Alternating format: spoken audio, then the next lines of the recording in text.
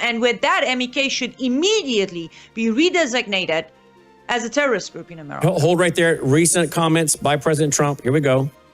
And by the way, to all Iranian patriots, keep protesting, take over your institutions if possible, and save the name of the killers and the abusers that are abusing you. You're being very badly abused. If the numbers are right now, I hear 5 different sets of numbers. I hear numbers. Look, 1 death is too much. But I hear much lower numbers, and then I hear much higher numbers. But I say save their names because they'll pay a very big price. Then I've canceled all meetings with the Iranian officials until the senseless killing of protesters stops. All right, well, that's consistent with his written text. Now you heard it verbally. We'll be covering this more. Annie, 3 p.m. Central, 4 Eastern at Worldview Tube, and back tonight as well. Take care.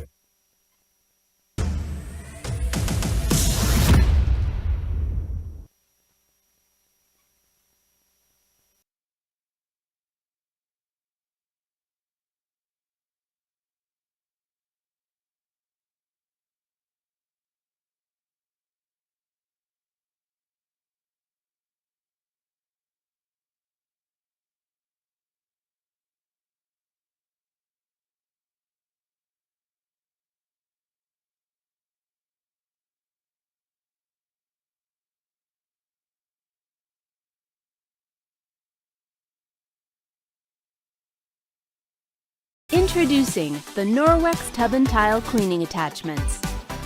Your new all-in-one solution for stubborn dirt, grime, soap scum, and more is here. It includes a heavy-duty bristled brush for tackling stubborn stains and stuck-on messes.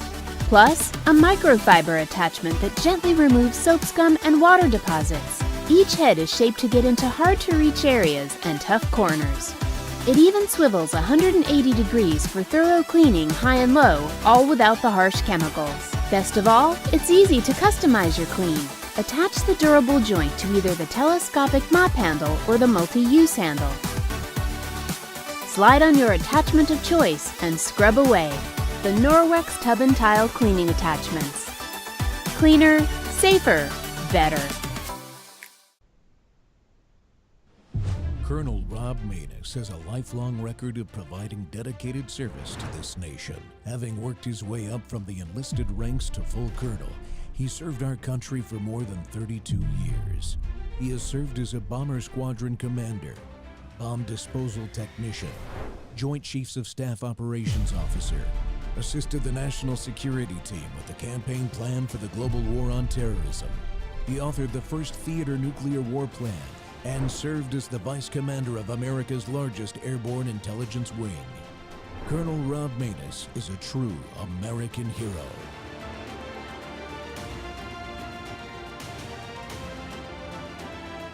This is Rob Maness Live. You were briefed yesterday along with your colleagues. Did you walk away satisfied with the game plan moving forward here? It was a classified hearing, so I can't tell you what was said in there, but I can tell you there was an ovation, and over on the House side, there was a standing ovation. So I think across parties, across both houses, there was an overwhelming sense of gratitude, first of all, for our troops and those who planned this mission, and for President Trump for his boldness. But we're very excited. You know, a lot of our questions were about the road ahead, but we're also very thankful for his boldness and decisive action with Venezuela.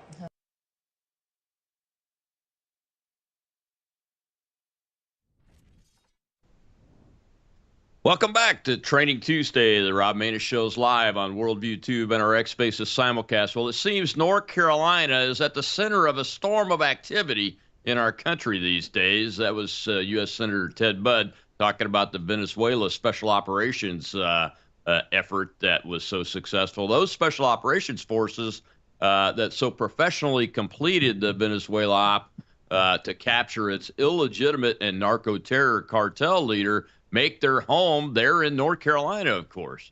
The state continues to focus on how disaster recovery operations need to improve after the lackluster performance in the Hurricane Elena response and recovery in the western part of the state. A pro-ISIS terrorist attack was prevented just before the new year, and now we find that the state has issued illegal commercial driver's licenses at a very high rate. coupled with recent anti-ICE protests and the discovery of potentially vast fraud operations and nationally highlighted violent crimes in the state, things are not slowing down. Well, my guest today is Adam Smith, the founder and CEO of Savage Freedoms. He's been with us before. He's a family man, U.S. Army Green Beret veteran, and he's running for Congress in North Carolina's 11th District to address the issues the establishment politicians don't have the stomach for. Adam, welcome back to the Rob Maness Show. Welcome back to the United States. It's good to be here, said Rob. United States, yeah. It's good to see you again, sir. How are you? Yeah, I'm doing great. How are you? Although it's cold down here on the Gulf Coast right now, here in Mississippi, and I'm not very pleased about that. But, things are what they are. Yeah, it's a running trend right now across most of the Eastern Seaboard. You hit the nail on the head. There's a lot of conversations that establishment, conservative establishment, are failing to address directly. There's a huge national security issue. There's a huge issue with regards to illegal aliens, illegal migrants moving throughout the entirety of the United States. There's a huge issue with massive amounts of fraud taking place. And, this operation that just took place in Venezuela, we've seen a large amount of protests and Democrat leadership over and over again outright saying how this was unconstitutional, how it was illegal. I think people have to remember that Congress gave the power to the president and the authority to the president back in the 70s through the War Powers Resolution to authorize the president to take limited military action in the best interest of the American people. He has a 48-hour window to make certain that he informs Congress in the Gang of Eight, and then he has 60 days for Congress to either pass an authorization of use of military force in AUMF or to declare war. But the last time we declared war was in World War II. Now, what I don't understand is why, of the 29,000 bombs that were dropped under Obama's administration, and I think 7 or 8 different countries, there was never a conversation about unconstitutionality or illegality when it came to those actions. And the fact of the matter is that it all comes down to one thing. If Trump makes a decision, no matter if it's curing cancer, it's going to be demonized and it's going to be hated. And look at the cheering and celebration that we got from the Venezuelan people. So many Venezuelans who have come to the United States to try and escape the violence there have all gone out and cheered for this action in order to depose a tyrannical leader that runs narco-terror operations. I think I think it speaks a lot for that decision in limited military use of force.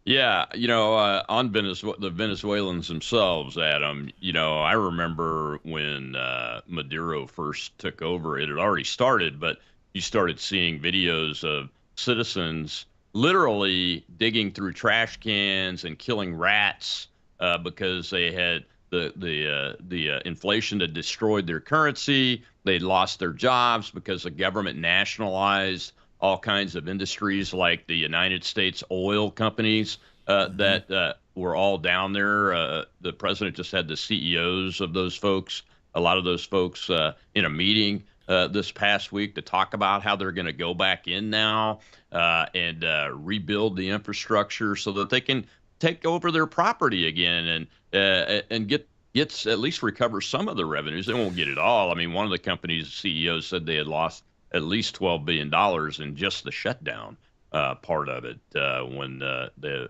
company was nationalized. But the Venezuelan people is what this is all about. And many of them worked in those with oil companies as their employees. And once they nationalized everything, they essentially destroyed it because they're communist and they don't know how to make wealth. Well, the other piece of this, too, is that you've got a nation run by narco-terrorist leadership that believes in communist and Marxist principles, that's having mass execution, mass arrests, and are aligning themselves with U.S. adversaries. They're meeting with Iran leadership. They're meeting with Iranian leadership, Chinese leadership, Cuban leadership. I have no doubt they're in communications with North Korea. How is it that people, especially on the left and especially Democrat leadership, under Obama, this is a non-issue. We can bomb everybody under Obama because Obama is the greatest thing since sliced bread. However, with that being said, when these operations are taking place in our backyard and we don't have the ability to project geopolitical and strategic military power throughout our hemisphere because we are the global superpower in this hemisphere, and we allow a nation so rich in resources that definitively wants to see the downfall of the United States and its people, aligning with our adversaries, how is it not a strategic move in order to depose that leader illegally put into position and secure a proper alliance with a sound and duly elected government? I don't understand what the disconnect is here. It's Donald Trump. That's the disconnect. I'm assuming that you would be on the floor of Congress calling out your colleagues, both on the left and right, that are saying, hey, the president should have asked permission. We're going to pass this war powers resolution, et cetera, et cetera. Because you're right. I mean, if the Congress doesn't like it, then change the legislation. If Congress doesn't like it, I don't care what side of the aisle you're on. If you don't like a bill that was passed in the 70s, write a new one. Get it passed through the proper procedures. Don't go back and say that this is unconstitutional when Congress in the 70s chose to make it constitutional. And the Supreme Court's upheld it, and upheld it for a multitude of presidents. So if Congress doesn't like it, change it. If the American people are supporting this particular action because they know it's in the best interest of the American people and the Venezuelan people for that matter, then maybe they should listen to their constituents. Yeah, you're absolutely right. In the Obama and George Bush years, the authorizations to use military force were always looked at when they did these kinds of strikes and said, hey, these are the authorizations Congress passed. And there was an attempt to repeal them in the Biden administration, and it failed dramatically.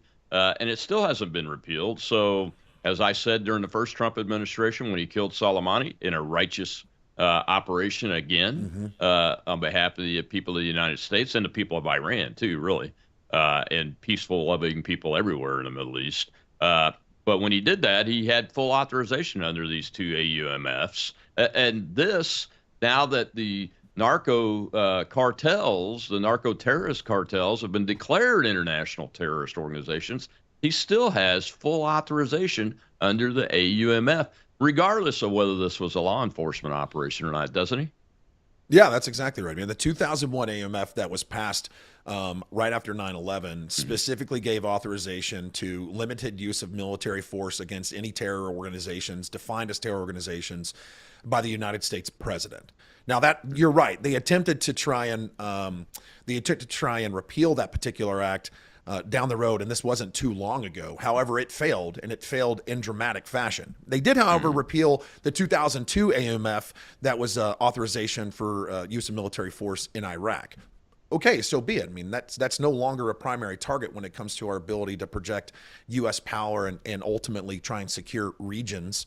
But when it comes to the operation in Venezuela or in general operations against terrorism in the world, it's still authorized under the 2001 legislation. Yeah, exactly right. Well, let's give us an update on your political campaign and how it's going. You're challenging the incumbent Republican in North Carolina. What's going on? Well, that's a good question. There's a recent poll out, which is very interesting. And the recent poll is that the leading Democrat candidate is leading in a head-to-head against the incumbent. And they're leading head-to-head against the incumbent by 1 point. And when it comes to offering biographical information and people understanding history, he's actually leading by 5 points. The Democrat Party is leaning heavily into North Carolina's 11th district because they want to flip this seat. This is one of the biggest targets on their map, and they want to flip this seat.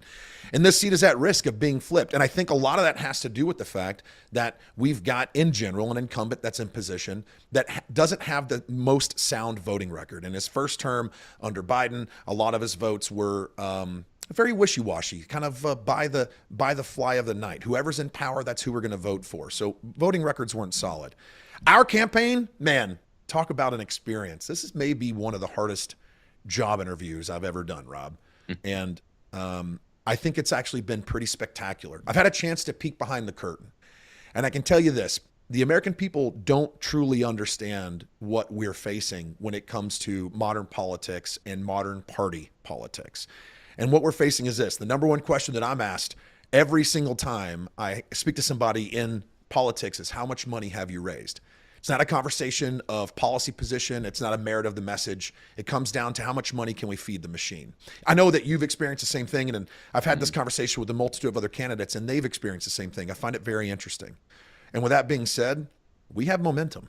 We have a great ground game. We have a huge amount of people that are supporting the effort and supporting the endeavor. We're getting ready to start phone banking operations here in the next week or so, and early voting kicks off in just under 30 days. So we're going to see this thing through to the very end. I think we have a very, very, very good chance of winning against the incumbent.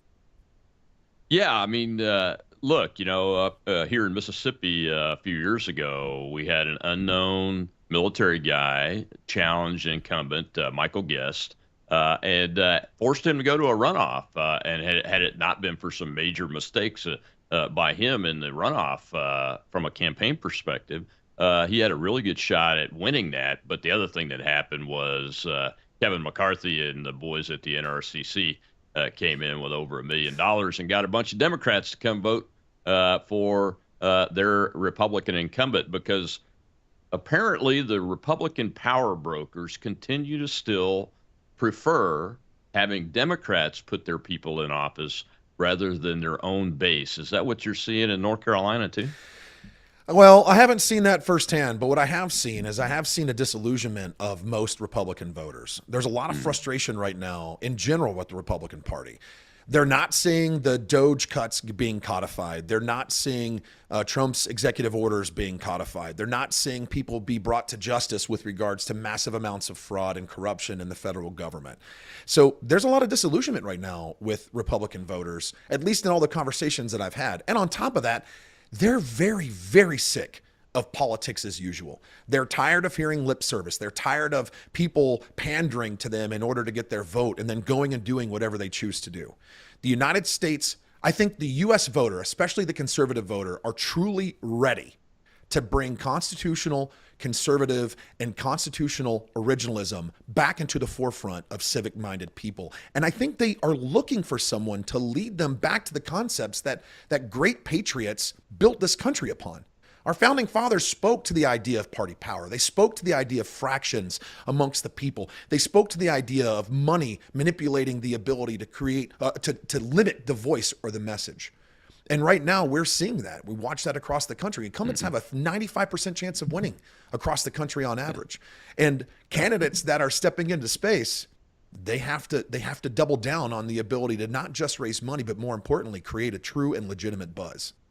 Yeah, you're exactly right. You've got to be able to capture that base in spite of all the millions of dollars that are inevitably going to be spent against you to prevent you from taking an incumbent down. Well, we got to take a break, Adam. When we come back, we'll see a little clip about the ISIS, potential ISIS attack that was averted in North Carolina just before New Year's. And we'll continue this discussion because I want to get into it about how the recovery of Western North Carolina is going. What's the impact of having 25,000 Afghan refugees inside the state, according to independent journalist reporting that's going on, and those kinds of things? We'll be right back with Adam Swift, congressional candidate for North Carolina's 11th district. He can win, folks, but if you help him.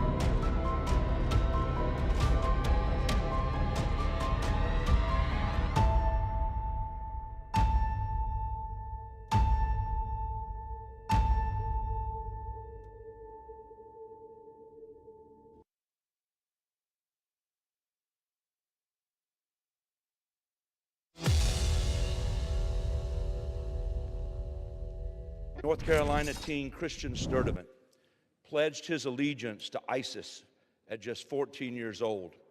Christian, a now 18-year-old, planned to use knives and hammers to attack people at a grocery store and restaurant on New Year's Eve in Mint Hill, North Carolina, a suburban town in my district. Thank the Lord that his plan was intercepted and thwarted by the FBI and United States Attorney Russ Ferguson with the help of Mint Hill law enforcement and the mayor of Mint Hill, Del Dalton. And as a result of their work, they were able to stop Christian before he could act. But this foiled attack should concern us all. An impressionable American teenager was influenced by violent Islamist ideology. Let me be clear. Radical Islam is not just a danger in places like Mamdami's New York. It is in my home state and is quickly spreading across the United States. Imagine almost losing your life on New Year's Eve just for celebrating in America. That's what almost happened in my district. This is a type of hate radical Islam inspires. It has no place in America. We must do more to push back and stand up to hateful ideologies that espouse violence against innocent people. Welcome back to the Rob Maness Show. It's Training Tuesday, and my guest today is from Western North Carolina in their Congressional District 11. He's a candidate challenging the Republican incumbent there, really essentially because what this man saw and was needed to do to help his fellow citizens in the response to Hurricane Elena. Adam Smith is my guest. He's a retired Special Operations Forces veteran. And Adam, have to go into this a little bit because I saw some independent reporting that says there's 25,000 of the 78,000 or so Afghan refugees, most of which are totally unvetted during the Biden administration and the debacle of the withdrawal, that are inside North Carolina. I wasn't aware of that. Yeah, it's pretty interesting to know that there's that high level of population of them. But something I think that's this is something that's really frustrated me, and I've thought a lot about it. You know, for nearly 20 years of my adult life, we were at war. Almost my entire adult life, we were at war. Mm-hmm. We were at war in Afghanistan. We were at war in Iraq. We're doing counter-terror operations all over the world, counter-narco-terror operations in Central South America.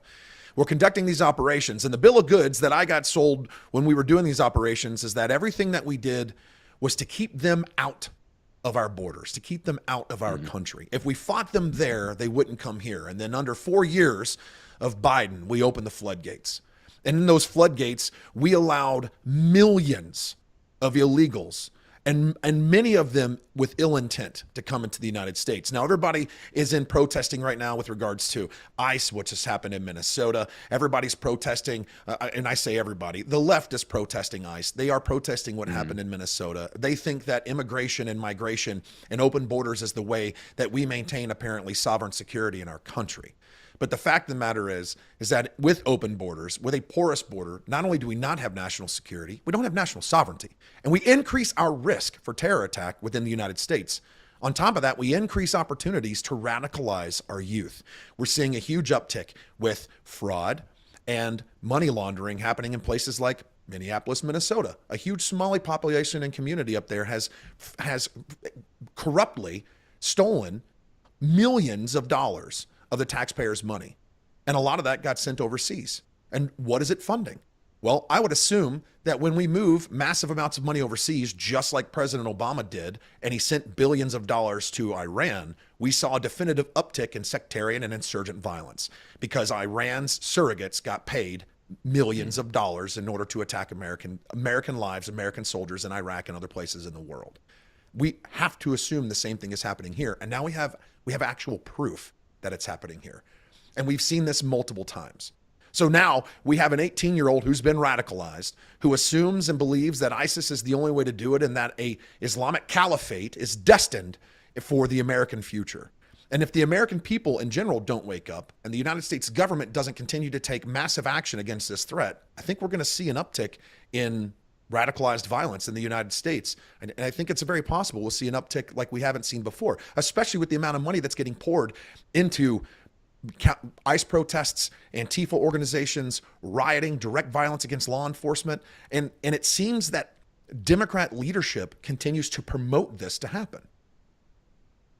Yeah, I mean, the incitement language that the Democrat leadership uses it tends to seems to me to ratchet up, and they triple down, double and triple down when one of these incidents happens. We'll talk about the protests that are going on, the anti-ICE protests going on in the last segment specifically, but from your perspective, you are a special operations U.S. Army veteran, and take, for instance, this network, the terrorism network, the Islamist terrorism networks itself. You specialize in that kind of thing. Do you think that we're on the verge of some type of Islamist insurgency inside the country because of this high numbers of refugees that have come in, or? Yeah, we're beyond on the verge. There's a definitive insurgency taking place. I mean, ultimately, when we look at insurgency, what are we looking at? We're looking at an attempt to overthrow the societal standard and community norms that the foundational principles of a country or nation was built upon. And we're seeing that happen all over the United States. In fact, there was just a law passed in Texas in order to thwart the efforts of Islamic communities from passing Sharia law or conducting Sharia courts in their community. I mean, if that's not an insurgent effort to thwart the standard by which we operate and constitutional norms by which we operate in this country, I don't know what is. If we look at the amount of fraud and corruption that's taken place in Islamic communities, specifically Somali communities and others throughout the nation, and look, people are going to watch this and they're going to say, how dare you demonize an entire people? This is not about demonizing an entire people. This is about talking facts. And facts are, there is a regular piece of communication that comes out from a multitude of imams throughout the United States that preaches hate against the United States, that preaches hate against Christianity, that preaches hate against Judaism.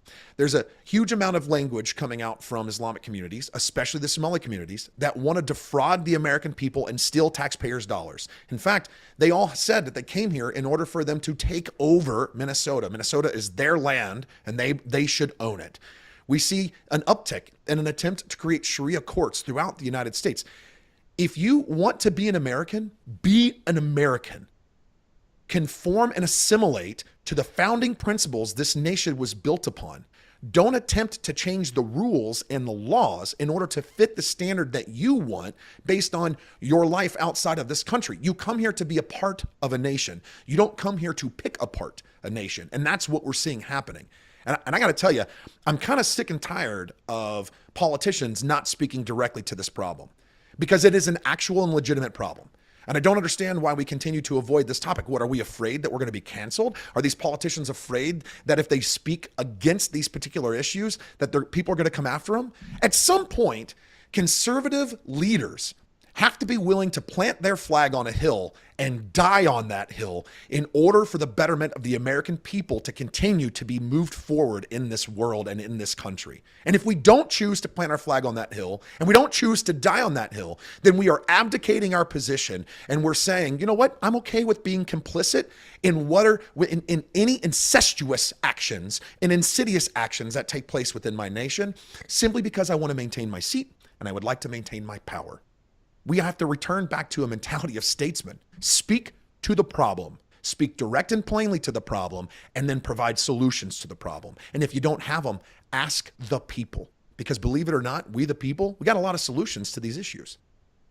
Yeah, we do. Unfortunately, though, we brought so many of these folks in from primarily Islamist culture countries that even the elected officials, I mean, this is the 250th year anniversary of the Declaration of Independence. And Rob Maness's ancestor, named William Maness, was a private in the Continental Army from right there in Robbins, North Carolina, was one of only 5 Scotch Irishmen to walk out of his county and join Colonel Clark's regiment. But that culture that was passed down through generations in my dad's family down to me, and I passed it on to my children, is important because it is one of welcoming those to come in to become United States citizens that want to be Americans, but it is also one that's important to carry on that culture that needs to be part of that assimilation, no matter where you come from or what your religion is or what your previous culture was. It's that culture that's got to be assimilated into And we don't see that happening. We see politicians like Ilhan Omar actually speak against the Declaration of Independence in its 250th year. And no politician that has any power, other than Donald Trump just announced he was thinking about denaturalizing her and deporting her. And he should, in my opinion, because she defrauded the government in her desire to become an American citizen and get naturalized, which is one of the reasons you can do that. But no other politician has stepped up to support that and call this out. And we're in a very dangerous place in this country if we lose the bedrock American culture that started even before the Declaration of Independence, but has been put in place and kept in place by generations of Americans that have welcomed folks here as long as they were willing to assimilate to that culture. Yeah, I think there's a really good quote from Ronald Reagan. And I'm going to read it verbatim because I don't have it memorized verbatim, so you'll have to forgive me. He said, "Since this is the last speech that I will give as president, I think it's fitting to leave one final thought, an observation about a country which I love. It was stated best in a letter I received not long ago. A man wrote me and said, you can go to live in France, but you cannot become a Frenchman. You can go to live in Germany or Turkey or Japan, but you cannot become a German, a Turk, or Japanese. But anyone from any corner of the earth can come to live in America and become an American." That is the difference in how this country was founded and the mentality that the founding fathers had when they drafted our documents, codifying the gifts endowed to us by God. And if we can understand that mentality, and if the American people would stand up for the foundational principles this nation was built upon, I think there would be a definitive shift in how our politicians are held to account and how the electorate is engaged with not just civic mindedness, but civic education, and how they would also hold to account the amount of fraud and the attempt for people to sort of blaspheme the concept of the Constitution. If people would just take responsibility for it. Yeah, absolutely. Unfortunately, the Islamists that have come here and even become citizens treat this country the same way the Islamists that went to France, Germany, treat those countries. And all of it is not good for the existence of these great historic civilization cultures that, especially ours, that has lifted more people out of poverty than any government or people in the history of mankind. We'll be right back with Adam Smith, and we'll talk about commercial driver's licenses. There's been a story break in North Carolina about that. I want to get Adam's take on that and what he's going to do as a congressman.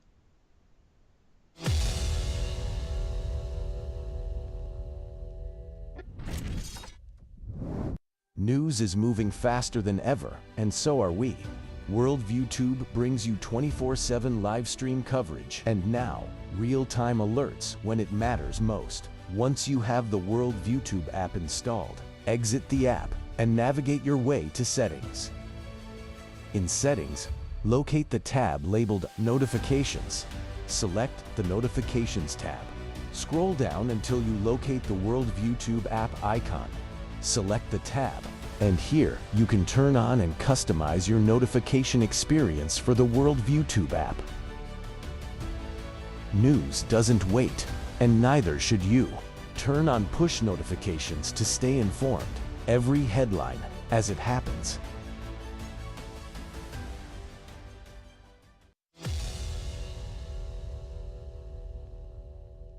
Of losing nearly $50 million in federal funding if the state doesn't revoke commercial drivers licenses granted to unqualified immigrants. Transportation Secretary Sean Duffy writing, quote, "North Carolina's failure to follow the rules isn't just shameful, it's dangerous. I'm calling on state leadership to immediately remove these dangerous drivers from our roads and clean up their system." The push comes after the DOT found that of the 50 North Carolina immigrant CDLs they reviewed, 54% of them were issued illegally. Those are your headlines. Welcome back to the Rob Maness Show. It's Training Tuesday, and my guest today is congressional candidate for North Carolina's 11th District Republican nomination, Adam Smith, who is a U.S. Army Special Forces veteran and essentially acted as the government, quite frankly, to create a successful recovery and assistance operation after Hurricane Elena that the government entities either refused or were incapable and incompetent, so incompetent they could not or would not establish the right recovery process to help the good people of Western North Carolina, or my own family originates from on my dad's side. Adam, this illegal alien issue, I mean, the CDLs is a major one because we see these drivers killing entire families pretty frequently reported around the country. It's a big country. There's a lot of people on the roads, obviously. But to give commercial driver's licenses to illegal aliens that, I'll be honest with you, the ones that I've run into, most of them can't even speak English. They use the phone as an interpreter if you ever run into any of them. So they can't read the signs, and they're operating these massive vehicles on the highways. And look, I've done a lot of driving in North Carolina, even on the interstates. That is not exactly the safest set of roads in America. Yeah, you're not wrong. I think, you know, I heard when you talk about what Sean said about the state leadership having to take action, I think this is a critical consideration. The federal government should not have the ability to dictate state rights. I mean, it's codified in the Constitution and specifically states that. However, the federal government has the ability to tighten the purse strings. And when we talk about the constant desire for many states to receive federal funding for a multitude of different programs, there has to be some level of leverage or some level of consequence. I think consequence is the word. Consequence to illegal or unjust actions being taken by local state legislators or local state leadership. And when it comes to North Carolina, I think a critical piece we have to look at is we have to change, one, federal regulations and regulatory principles around who gets authorized to receive a federal CDL. That's the first thing. And at the state level, how are we actually going through the process of issuing those driver's license, and who is the approval authority, and why are they approving them? And if we can't pass basic English, basic English language comprehension tests, then you probably shouldn't get a CDL to be driving commercially in one of the most dangerous jobs in the country, which is driving giant tractor trailers across the United States. You probably shouldn't be getting that. So there has to be a huge change with that process, both in North Carolina, but also across the country. We see this in California. We're seeing it in Washington. We're seeing it in Oregon. We're seeing it in Illinois. So it's not just a North Carolinian problem. This is a national problem. Yeah, I think the problem generates from the lack of accountability on these states that refuse to enforce federal law in the immigration space initially. And there's been no federal accountability either by the president of the United States federalizing the National Guard and forcing the states to take a specific action, or by holding them accountable by refusing to fund their programs. I mean, every one of these programs, I'm sure, is tied to some federal funding. And even if it's not, it's still the federal government's and the executive branch's responsibility to make sure laws are being executed. The laws are being executed appropriately. I mean, that's in the president's oath of office, to faithfully execute the laws of the United States. And the states are part of that. Even though, you know, the federal government shouldn't be able to force a state to do something that's only within the state's power, we should certainly be able to hold them accountable if they're not enforcing federal laws that apply to everybody across state lines, right? Yeah, I mean, when we're talking about national transit authority, and we really start looking at the ability for national commerce to take place, that leaves sort of the individual state's position and goes into a federal position, because we're talking about federal commerce, national level commerce at that point. So yeah, you're right. There should be a level of consequence in being able to hold these states to account. And also, I think that we need less federal regulation. I think we need less federal government in the lives of everyday people. And I think we need, and everybody says common sense laws. There's no such thing as common sense anymore, Rob. There's absolutely no more common sense in the world. And in the United States, if we could have a return back to sound laws, not driven in special interest, not driven in the ability to just raise dollars for whatever special interest group we're operating for, and to actually do what's in the best interest of the American people, I think we'd see a reduction of illegally issued CDLs and a reduction of funneling money through fraud schemes and corrupt efforts.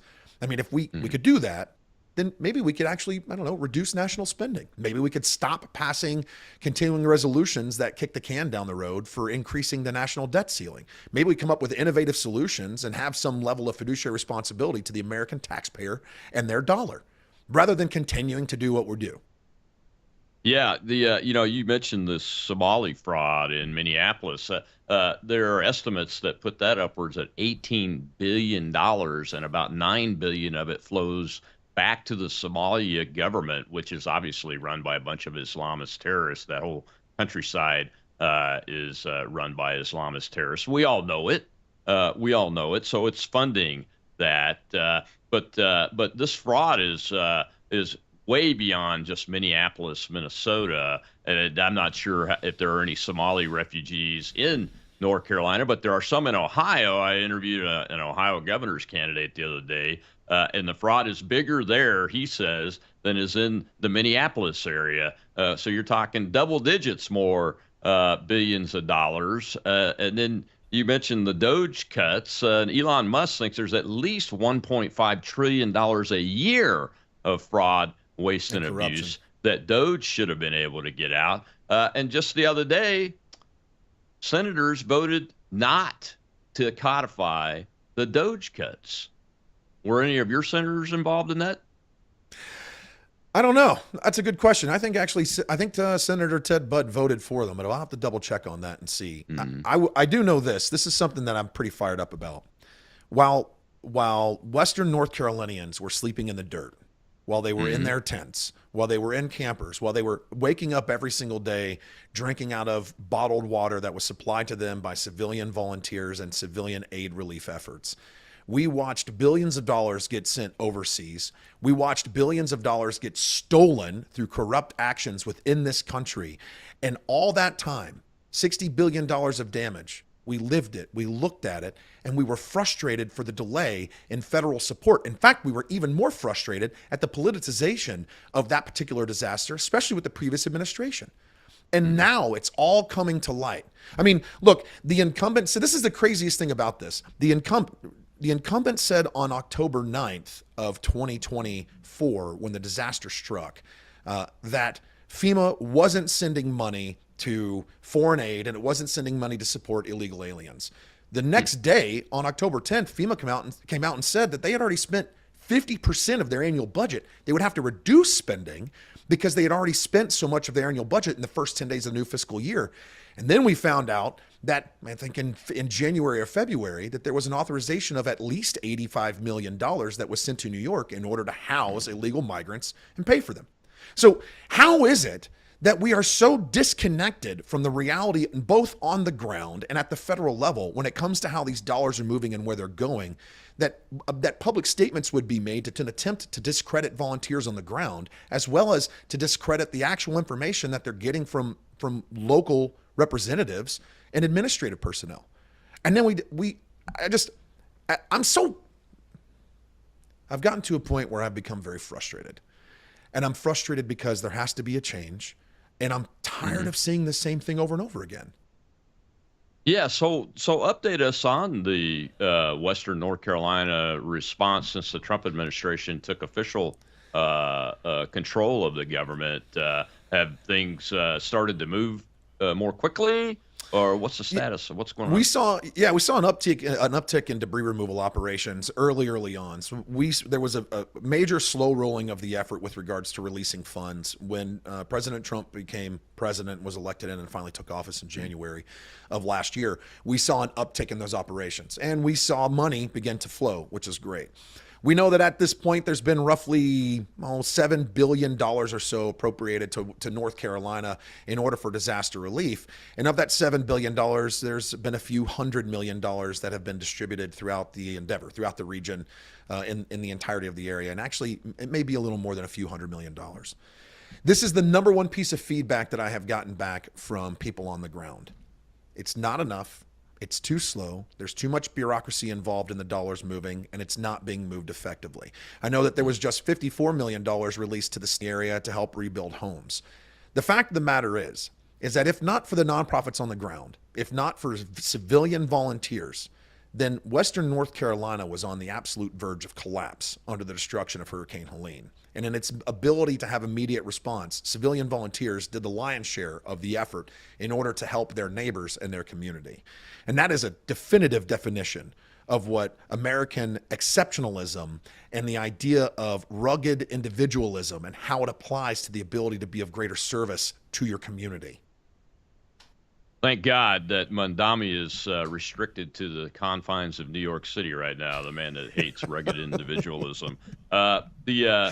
So what I'm hearing is what I've suspected for quite a while is FEMA is still not adequately under the control of appropriate number of Trump political appointees that understand how to get this job fixed and get that organization running right. Is what I'm hearing. I think the new acting director of FEMA, I think he has got a sound plan. I think he's got a very good direction in hand. I think that he is taking definitive efforts.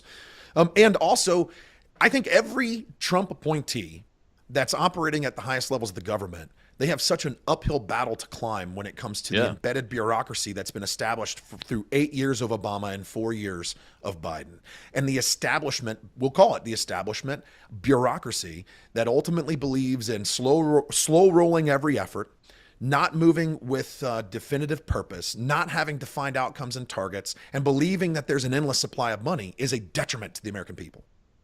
Oh, absolutely. I'm not talking about the top two layers of appointees. I'm talking about layers 3, 4, and 5, and then getting into the civil service, which had a lot of people hired under the Obama years, and then more under the Biden years, in the career civil service that are actively resisting and disrupting the president's policies. We know that continues to happen because we see the frustrations and hear them from both citizens like you're talking to and the appointees at the top. You know, in the military, we had evaluations, performance evaluations, NCOERs and OERs, officer evaluation reports and non-commissioned officer evaluation reports. And if you got so many negative NCOERs or OERs, you went before a review panel. And as an officer, 9 times out of 10, when it came up for your next opportunity to get your next rank, especially in the Army, you went before a review panel. And if you had a bunch of negative OERs, you probably didn't get promoted. And if you got passed over twice, there was a mandatory discharge. Why are we not doing the same thing for federal employees? Why are we not doing evaluation reports? Why are we not doing performance reports? Why are we not assigning KPIs, key performance indicators, for federal employees to hit on a regular basis? And if we're not hitting these KPIs and we're not actually performing the way we're supposed to, why aren't we firing them? Why do we believe, or why is there some belief at the federal level that bureaucratic employees are untouchable? I mean, we watched the challenge of firing DOD civilian personnel and government civilian personnel when we were in the military. It took an act of God. At some point, we have to change the policy by which we operate at the bureaucratic level. Mandatory term limits for congressmen and senators, mandatory retirement for bureaucrats, mandatory performance evaluations for federal employees. And if you have 3 strikes, then you have to go before a review board, and then you go on, I would say you have to go on a probationary period, and if you don't meet it, you're fired. At some point, we have to take these actions. Why do we celebrate mediocrity, Rob? Why is this a thing that we choose to do? It's amazing. I don't know, but like in political elections, we have over a 95% incumbent reelection rate, but everybody's complaining about their lack of competence. We got to take one more break at it. When we come back, we'll see a little clip about the protests against ICE in Asheville, North Carolina, right there. I think that's in District 11. We'll be right back with Adam Smith.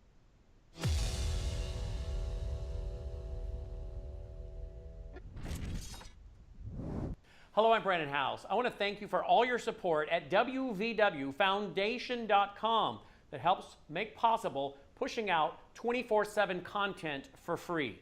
Without your support, we'd have to put it all behind a paywall. But thanks to you and your support through our foundation, we're able to push it out for free as a broadcast service and broadcast ministry of WVW Foundation. Please consider going there and setting up an automatic monthly contribution, or go there and make an occasional contribution. If you prefer to support us through the mail, you'll find our mailing address there at wvwfoundation.com. You can also call and make your contribution over the phone by calling 901-825-0652. That's 901-825-0652. Again, all these details are available at wvwfoundation.com. Thank you for your support as we try to help people around the world understand the times through the lens of a Christian worldview.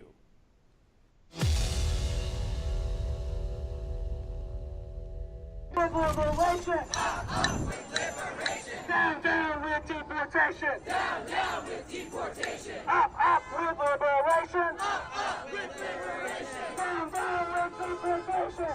Down with deportation! Up with liberation! Welcome back to the Rob Maness Show. It's Training Tuesday here on Worldview Tube on this show, and we're talking with congressional candidate for North Carolina's District 11, U.S. Army Special Operations Forces veteran and community activist Adam Smith. And Adam had to show that clip in the show because that's one of the protests in Asheville, North Carolina, over the last few days, protesting against ICE. Now, have there been any large deportation operations inside Western North Carolina with ICE conducting them? There's not been anything large. There's been some operations, but nothing substantial in general. I find it ironic in that video. I don't know if you saw, but I find it ironic in that video that the Party of Peace and those who believe themselves to be above the concept of violence are protesting while also carrying an effigy of a guillotine. I mean, that's really, really ironic. Yeah, the media even today will make a big deal out of the miniature gallows that was on the Washington Mall during the January 6, 2021 protest, and continue to do that today. But they never talk about the guillotines. And in the Summer of Love, the BLM protest in New Orleans, they actually did bring a real guillotine to that. There were like 10,000 people in Jackson Square there, and the media never reported on that. And the guillotine seems to be the favored tool to execute Americans who still believe in the Declaration of Independence if these guys get the opportunity. And that's what I really wanted to talk about. We touched on it earlier in the show. Look, I've worked in intelligence at the higher levels, so I understand what kind of capabilities our country has for intelligence, surveillance, and reconnaissance.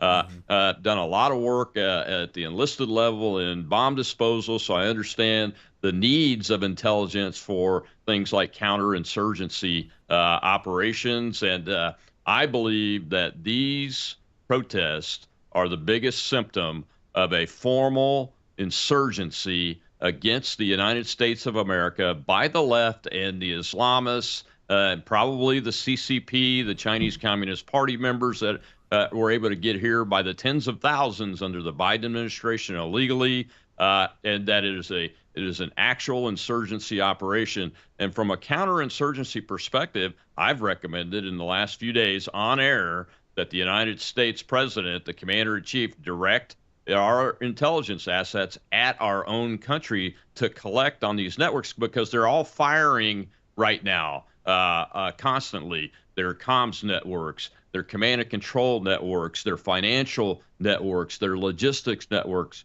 their personnel staffing networks. They're all firing on a 24/7 basis to fuel these protests. I mean, where do you think the pre-printed signs and the national talking points come from? They're coming out of this network, and Antifa is a big part of it, and the president's designated Antifa as a domestic terrorist organization. So the authorities should be there. Why aren't we doing it?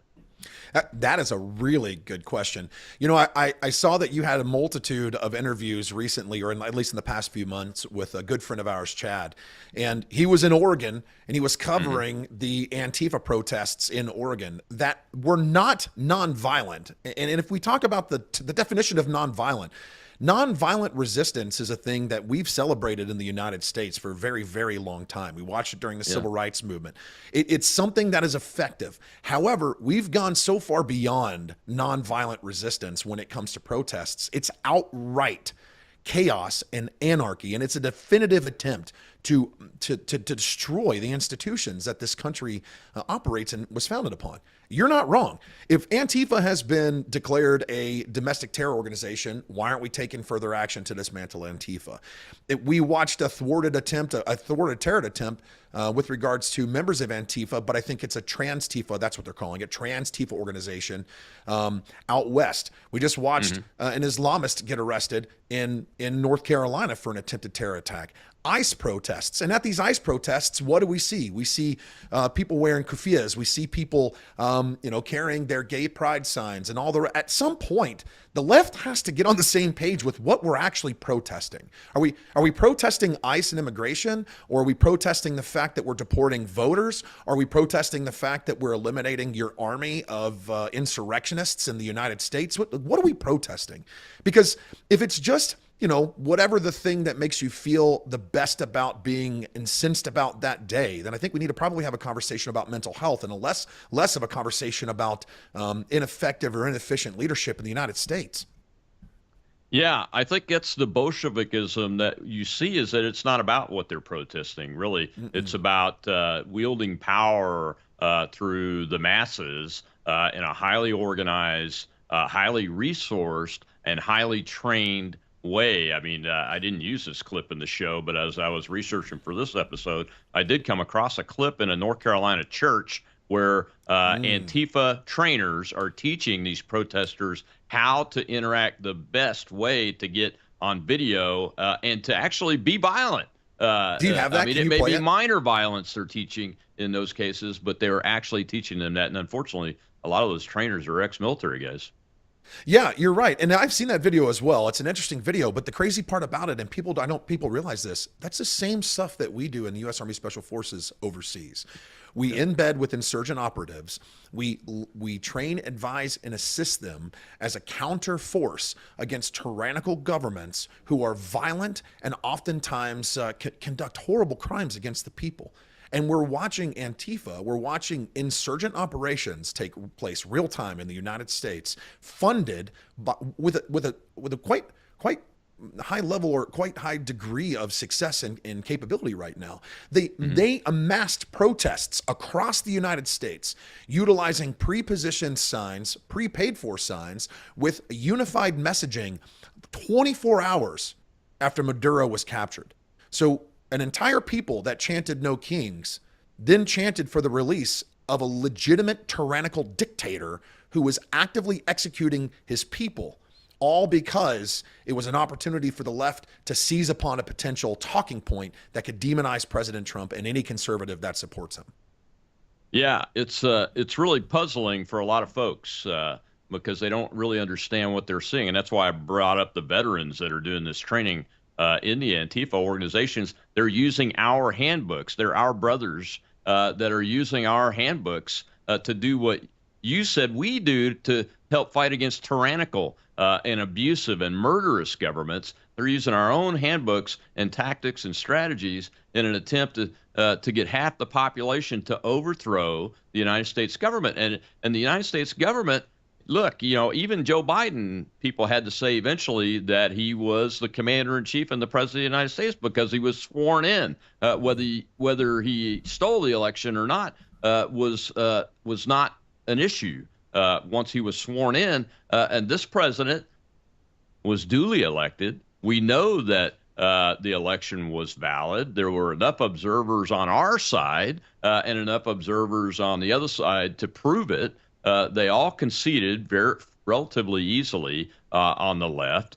So he's duly elected. The Congress is duly elected. And it's a Republican Congress, so the Republican Party has all three branches, the two elected branches of government, and the majority of the folks on the Supreme Court are supposedly not Republicans necessarily, but honor the Constitution and the Declaration that underpins it. Is the way most of them decide, and even some of the leftist judges still do that. We've seen 9-0 judgments come out in the last 6 months. But my point with all that, though, Adam, is that we're using good tactics, good training that we've used to great effect to free people, and these folks are trying to institute a tyrannical government controlled by one party, which is made up of Islamists and communists. I'm going to say it and go right there because democratic socialism is communism. I don't care what form you want to call it or what words you want to use. And Islamism is connected with that communism and Marxism. And Mondami in New York City is living proof that you can get Americans to vote for somebody that is both of those persuasions. And you've seen by what he said and the actions he's taken so far, that's exactly what he's going to try to do. And it may seem soft now, but at some point it's going to get hard. And these demonstrations, these protests, this organization that's behind it, that's the thing. It's the revolution. And the revolution to destroy the America that's celebrating its 250th anniversary of the Declaration of Independence will be gone if we don't intercept this. You're not wrong. And it's interesting. I've had a lot of conversations, and I've been criticized about having, quote, decisive language or just, quote, parroting Republican talking points. Mm-hmm. I want to be really, really specific on some stuff. The first thing is this. I'm loyal to the Constitution and the American people and my family and my God. And it goes God, family, Constitution, and the American people in that order. And in that order, my loyalty will hold, because being loyal to a party or loyal to a man makes you just as much as a despot as the individual who seeks that loyalty. That's the first thing. The second thing is this, and I want to be super clear on this as well. The American people in general have to pick a side. They have to choose between American exceptionalism, constitutional originalism, an understanding of civic education, or they have to choose the other side, which is human secularism, the idea that the individual is the greatest and most highest form of authority in all of the universe versus God. And if we don't identify that there is a side to pick on this, then we will fail and falter as a country. I mean, the founding fathers even said it. John Adams specifically said that the Constitution is for a moral and religious people.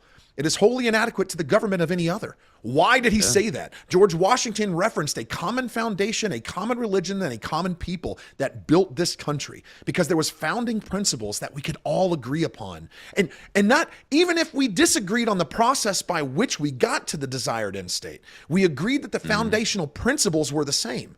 And the American people are going to have to pick a side. And true conservatives are going to have to stop abdicating their voice. They're going to have to stop sitting on the sidelines and hope that someone else fixes the problem. They're going to have to stop asking the federal government and politics, how are you going to fix this problem? And they're going to have to start getting real active, real quick, and verbal about their position, and activate a base of people that agree with it. We have to change. Absolutely right. Well, folks, this is Adam Smith from North Carolina District 11. Go support him. Volunteer to help his campaign. Throw him $5. Throw him $1,000. It takes money, and not as much money, but it takes money and resources to do it. Thanks, Adam, for coming on and giving us an update and talking about these critically important issues. Tomorrow is Truth Thursday, and my friend Scott Adams, the Dilbert cartoon author and great American, passed away this morning, and we'll talk about that tomorrow right here on Worldview Tube.